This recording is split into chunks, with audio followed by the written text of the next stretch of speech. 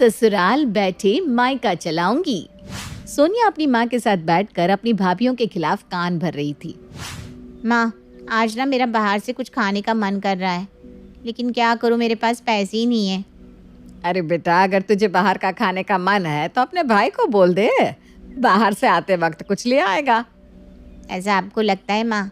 लेकिन अगर मैं भाई को कुछ लाने को कहूँगी ना, तो सबसे पहले भाभियाँ ही भैया को फ़ोन करके मना करेगी और कहेंगी क्या ज़रूरत है बाहर का खाने की, वैसे भी हमारी ननद काफ़ी मोटी है, इसलिए उन्हें तो बाहर का खाना ही नहीं चाहिए। अरे ऐसा कैसे बोलेगी, और तू मोटी थोड़ी ना है। अरे वो महारानी है, तुझे मोटी कैसे कह सकती हैं? ऐसा आपको लगता है माँ? रुको, मैं अभी आपको भाभी की ज़ुबान सुनाती हूँ। सोनिया अब अपनी भाभी को आवाज़ लगाती है। सोनिया की आवाज़ सुनकर उसकी दोनों भाभी प्रिया और काम्या उसके पास आती हैं। भाभी, मैं सोच रही थी कि आज हम बाहर का कुछ खाते हैं। अरे वाह, ये तो बहुत अच्छी बात है। बताओ क्या खाने चले? भाभी, हम बाहर नहीं जा रहे, बल्कि मैं भैया को फ़ोन करके उनसे ही सामान मंगवा रही हूँ। वो क्या ना, मेरे पास पैसे नहीं है। सोनिया, बाहर का खाने की क्या ज़रूरत है? मैं तो कहती हूँ बाहर का मत खाओ, वैसे भी तुम्हारा वज़न बढ़ता जा रहा है। अगर ऐसे ही चलता रहा तो तुम्हारे लिए लड़का ढूंढना मुश्किल हो जाएगा। अरे ऐसे कैसे हो जाएगा? और तुमने ये कैसे कहा कि मेरी बेटी मोटी है? अरे खुद को देखा है, ऐसा लग रहा है अब फट जाएगी।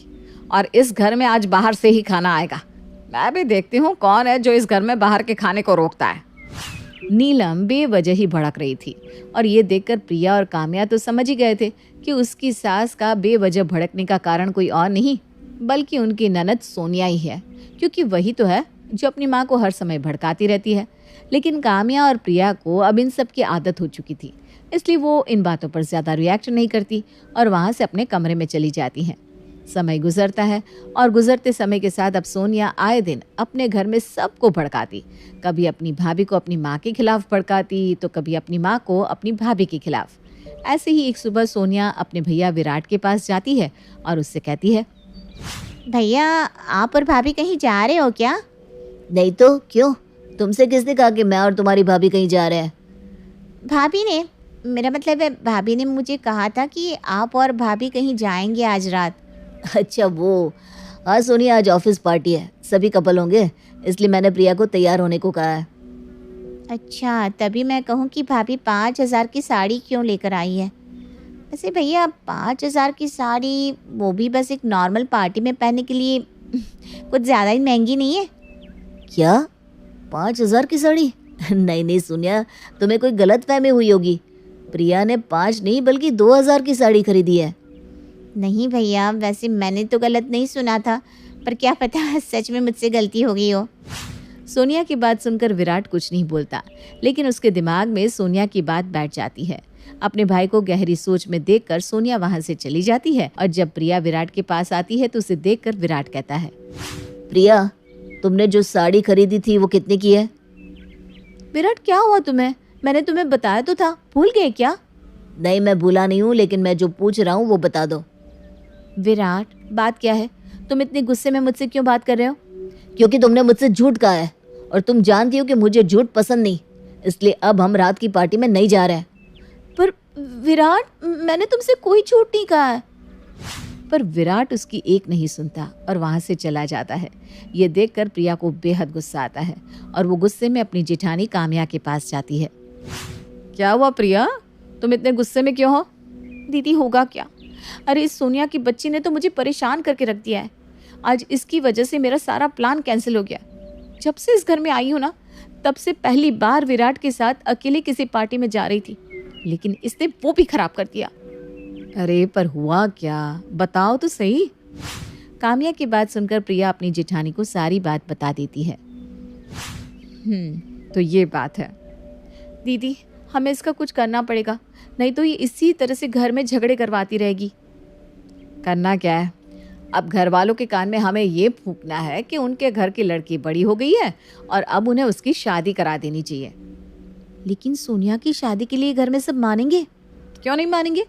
अरे अब सोनिया बड़ी हो गई है, वैसे भी लड़की को अपना समय रहते संभल लेना चाहिए। काम्या की बात सुनकर प्रिया के चेहरे पर मुस्कान आ जाती है और वो अब रात को विराट के आने का इंतजार करती है। देर रात जब विराट घर आता है तो प्रिया विराट को मनाते हुए कहती है, विराट, वैसे मेरी गलती नहीं है, पर फिर भी अगर तुम्हें ऐसा लग रहा है कि मेरी गलती है तो आई एम सॉरी। पर मैं तुम्हें बता दूं, वो साड़ी सच में महंगी नहीं थी। वो तो बस मैंने दीदी को जलाने के लिए घर में महंगी साड़ी बता दी थी। अब प्रिया की बात सुनकर विराट को एहसास होता है कि उसने कुछ ओवर रिएक्ट कर दिया था, जिसके बाद विराट भी प्रिया से सॉरी कहता है। और इसी का फायदा उठाते हुए प्रिया विराट के कान में सोनिया की शादी की बात बोलकर उसे शादी के लिए मना लेती है। विराट, मैं क्या कह रही थी कि हमारी सोनिया ना बड़ी हो गई है, उसकी उम्र भी हो रही है, क्यों ना हम सोनिया के हाथ पीले कर दे। अब मेरा मतलब है कि हमारी सोनिया सही उम्र में अपने घर को संभाल ले तो कितना अच्छा होगा, नहीं? वैसे बात तो तुम सही कह रही हो, लेकिन अब उसकी शादी के लिए लड़का भी तो देखना होगा। लड़का देख लो, उसके बाद घर में सोनिया की शादी की बात छेड़ता हूँ। अरे लड़का क्यों ढूंढना है? दीदी का जो चचेरा भाई है वो तो हमारी सोनिया के पीछे वैसे ही पागल है। घर परिवार भी अच्छा है, लड़का भी अच्छा खासा कमाता है, ऊपर से इकलौता है। अब इससे ज़्यादा हमें और क्या ही चाहिए। हाँ, ये भी सही है, और वैसे भी वो हमारे रिश्ते में आता है। वही तो मैं बोल रही थी आपको। यहाँ प्रिया विराट को इस शादी के लिए मना लेती है, तो वहीं काम्या भी अपने पति राहुल को मनाती है। और राहुल, आपको पता है ना, मेरा भाई पंकज कितना अच्छा है। वो हमारी सोनिया को अपनी पलकों पर रखेगा। काम्या, तुम कह तो बिल्कुल सही रही हो, लेकिन माँ को कौन मनाएगा? अरे हम सब मनाएंगे ना, और माँ को मानना ही पड़ेगा। आखिर उनकी बेटी की उम्र हो गई है। अरे वो अब घर नहीं संभालेगी ना तो कभी नहीं संभाल पाएगी। वैसे सही उम्र में लड़की की शादी हो जाए तो ही सही होता है। काम्या की बात सुनकर राहुल भी सोनिया की शादी के लिए मान जाता है, और अब वो चारों जाते हैं अपनी माँ नीलम के पास। माँ, आपसे कुछ बात करनी है। हाँ बोलो, सुन रही हूँ मैं। माँ, ये थोड़ी सीरियस बात है, इसलिए अभी आप टीवी बंद कर दो और हमारी बातों पर गौर करो। राहुल की बात सुनकर नीलम टीवी बंद कर देती है। बोलो, अब क्या बात करनी है? और तुम चारों एक साथ यहाँ क्यों इकट्ठे हुए हो? माँ, हम आपसे सोनिया की शादी की बात करने आए हैं। हम सोच रहे हैं कि सोनिया की उम्र अब शादी लायक हो गई है और हमें उसके हाथ पीले कर देने चाहिए। अरे वाह, मेरे बच्चों की सोच मुझसे कितनी मिलती जुलती है। तुम्हें पता है, मैं भी ना आज यही सोच रही थी। मैं कल से ही सबको लड़के देखने को कह देती हूँ। माँ, लड़का देखने की क्या ज़रूरत है? हमारा पंकज है ना, वो वैसे भी हमारी सोनिया को बहुत पसंद करता है। क्योंकि घर में पंकज सबको पसंद था, इसलिए अब बहुत जल्द पंकज और सोनिया का रिश्ता पक्का हो जाता है, और इसी तरह बहुत जल्दी उनकी शादी भी हो जाती है। शादी के बाद अब प्रिया और काम्या काफ़ी खुश होती हैं। दीदी, सच में अब यहाँ हमारी प्यारी ननद नहीं है। कितना सुकून मिल रहा है ना। बात तो तुम बिल्कुल सही कह रही हो। ऐसा लग रहा है मानो हम किसी शांत सी जगह पर बैठे हैं। काम्या ये बात बोल ही रही थी कि तभी उसके सामने नीलम वीडियो कॉल पर बात करती हुई आती है। हाँ बेटा, देखना ये साड़ी कैसी लग रही है। माँ, आपके ऊपर ये साड़ी बहुत अच्छी लग रही है। वैसे आपने ये साड़ी कहाँ से ली? अरे तेरी शादी में हमारे रिश्तेदारों ने दी है। ऐसे ना बहुत सारी साड़ी रखी हुई है, अगर तुझे चाहिए तो तू भी ले ले। नहीं माँ, मुझे साड़ी नहीं चाहिए। अरे मेरी अभी नई नई शादी हुई है, थोड़ा अच्छे से रहूँगी।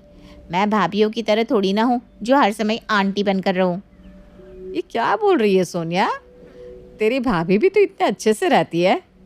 नीलम ये बात बोलती है कि तभी प्रिया अपनी सास से उसका फ़ोन ले लेती है और बात करती है। ननद जी, लगता है अब भी आपको चैन नहीं है। अरे अब आप अपने ससुराल जा चुकी हैं, ज़रा अपने ससुराल पर ध्यान दो। क्यों दूसरों के ससुराल में अपनी टांग अड़ा रही हो? भाभी, भले ही अपने ससुराल चली गई हूँ, पर वो घर अब भी मेरा है। क्यों माँ, मैं सही कह रही हूँ ना? हाँ बेटा, तू बिल्कुल सही कह रही है। अच्छा छोड़ इन सबको, तू बता, खाना खा लिया तूने? नहीं माँ, अभी नहीं खाया। आपने खा लिया? नीलम सोनिया से बात करते हुए अपने कमरे में चली जाती है, लेकिन अपनी सास की ऐसी हरकत देख प्रिया और काम्या को बहुत गुस्सा आता है। समय गुजरता है और गुजरते समय के साथ प्रिया और काम्या और ज़्यादा परेशान रहने लगती है। ऐसे ही एक दिन, माँ जी, आज मेरी तबीयत थोड़ी ठीक नहीं लग रही, आज आप बाज़ार से सामान ले आओ ना।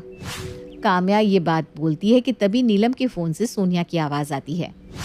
माँ, भाभी ना बाजार न जाने के बहाने बना रही है।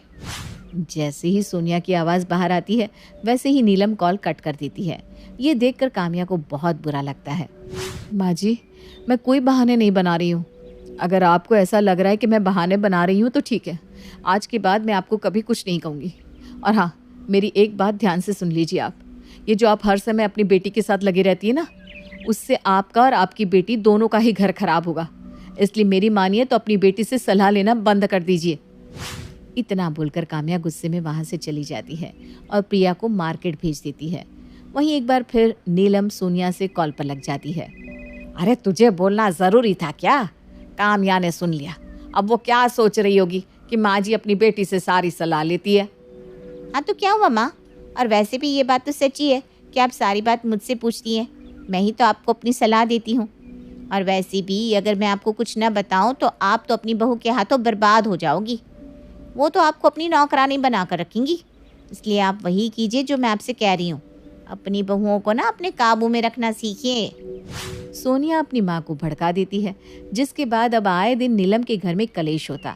ये सब देखकर प्रिया और काम्या काफ़ी परेशान हो जाती हैं। ये सोनिया भले ही यहाँ से चली गई, लेकिन अपने ससुराल में बैठकर भी अब भी अपने मायके को इसने ही चला रखा है। अपने ससुराल तो चली गई, लेकिन अब भी इसे शांति नहीं है। पता नहीं आखिर चाहती क्या है। लेकिन दीदी, इन सब से निकलने के लिए हमें कुछ तो करना पड़ेगा ना। अगर हम यहीं हाथ पर हाथ रखे बैठे रहेंगे तो हो गया अपना कल्याण। अरे पर करे तो क्या करे? आइडिया दीदी, जैसे माँ जी करती है ना, लगता है हमें भी अब वही चीज़ अपनानी पड़ेगी। मतलब ये कि जैसे माँ जी हर समय अपनी बेटी से लगी रहती है, वैसे ही अब हम अपनी माँ से लगे रहेंगे। अरे अगर सोनिया की माँ है तो माँ तो हमारे पास भी है। घर के सारे काम छोड़कर हम भी अपनी माँ से बात करेंगे। आखिर माँ जी को भी तो पता चले कि ये घर उनकी बेटी नहीं बल्कि उनकी बहुएं संभालती है। प्रिया काम्या को अच्छे से समझा देती है और अगले दिन से वो दोनों भी अपनी माँ से हर समय फ़ोन पर बात करने लगती है। अरे बहू, दोपहर हो रही है, कुछ खाने को दे दे। बहू, ए बहू। नीलम बार बार अपनी बहू को आवाज़ लगाती है, लेकिन उसको कोई जवाब नहीं मिल रहा था। कुछ देर बाद नीलम खुद ही प्रिया के पास जाती है। अरे बहू, क्या कर रही है? तुझे कितनी देर से आवाज़ लगा रही हूँ, तू आ क्यों नहीं रही थी? अब माफ़ करना माँ जी, पर मैं अपनी माँ से बात कर रही थी। वो क्या है ना, काफ़ी समय बाद माँ से बात हो रही है, सोचा क्यों ना अच्छे से बात कर लूँ। अच्छा ठीक है, तो बात कर ले, मैं बड़ी बहू के पास जाती हूँ। नीलम अब अपनी बड़ी बहू काम्या के पास जाती है और उसको भी अपनी माँ से बात करता देख वो वहाँ से चली जाती है। समय गुजरता है और गुजरते समय के साथ अब प्रिया और काम्या अपने घर पर ध्यान ना देकर अपने मायके में ध्यान देने लगती है। ये देखकर नीलम को बहुत गुस्सा आता है और एक दिन वो अपनी बहू से कह देती है, बहू, मैं कितने दिनों से देख रही हूँ, तुम दोनों का ध्यान तुम्हारे ससुराल में है ही नहीं, बल्कि खुद के मायके में है। अरे जब इतना ही मन कर रहा है मायके वालों से मिलने का, तो जाकर मिल लो ना। माँ जी, वो क्या है ना, हम अपने मायके नहीं जा सकते। लेकिन क्यों? अगर हम मायके चले गए तो इस घर का ख्याल कौन रखेगा? अरे रह कर भी कौन सा रख रही हो ख्याल? तुम दोनों हर समय अपनी माँ से बातें करती रहती हो। तुम भूल चुकी हो क्या कि ये तुम्हारा ससुराल है, तुम किसी के घर की बहू हो। अरे अपना घर संभालो ना। क्यों माँ जी, हम अपना ससुराल क्यों देखें? जब आप अपनी बेटी से हर समय बातों में लग सकती है, आपकी बेटी हर समय अपने मायके में बात कर वहाँ का माहौल ख़राब कर सकती है, तो हम अपने मायके बात क्यों नहीं कर सकते? माँ जी, आप जो हमें समझा रही है ना, वही चीज़ आपको समझने की ज़रूरत है। जैसा हमारा ससुराल है, वैसे ही आपकी बेटी यानी सोनिया का भी एक ससुराल है। उसकी सास को भी तो वैसे ही लगता होगा ना, जैसा आपको अभी लग रहा है। प्रिया बिल्कुल सही कह रही है। अरे आपको ज़रा भी एहसास है कि आपकी बेटी वहाँ अपने घर परिवार को संभाल भी रही है या नहीं? आप तो हर समय लग जाती है अपनी बेटी से बात करने में। अरे हमने तो बस अभी 2 ही दिन से बात करना शुरू किया है, लेकिन आप तो अपनी बेटी को छोड़ती नहीं। जिस तरह आपको हमारे मायके में बात करने से दिक्कत हो रही है ना, ठीक उसी तरह सोनिया के ससुराल वालों को भी हो रही होगी। अपनी बहुओं की बात सुनकर नीलम को ये एहसास होता है कि उसकी दोनों बहुएं सही कह रही हैं। बार बार अपनी बेटी से बात करने का नतीजा शायद अच्छा नहीं निकलता और बस इसलिए वो फैसला लेती है। हाँ, तुम सही कह रही हो। शायद मैं ही गलत थी। मैं ही अपनी बेटी से हर समय बात करती थी। मैंने ही उसे इतनी इजाज़त दे दी थी कि वो हमारे घर मामलों में बोले। मुझे ऐसा नहीं करना चाहिए था। अब से मैं सोनिया से बात भी कम करूँगी और उसको अपने घर की चीज़ें भी कम ही बताऊँगी। नीलम की ऐसी बात सुनकर काम्या और प्रिया को बहुत अच्छा लगता है। नीलम भी अपनी ज़ुबान पर टिक जाती है और अपनी बेटी से बात करना कम कर देती है। साथ ही अब नीलम सोनिया को अपने घर के मामलों में भी बोलने नहीं देती। इस तरह से सोनिया भी अपने ससुराल पे ध्यान देना शुरू कर देती है और यहाँ काम्या और प्रिया की परेशानी भी दूर हो जाती है।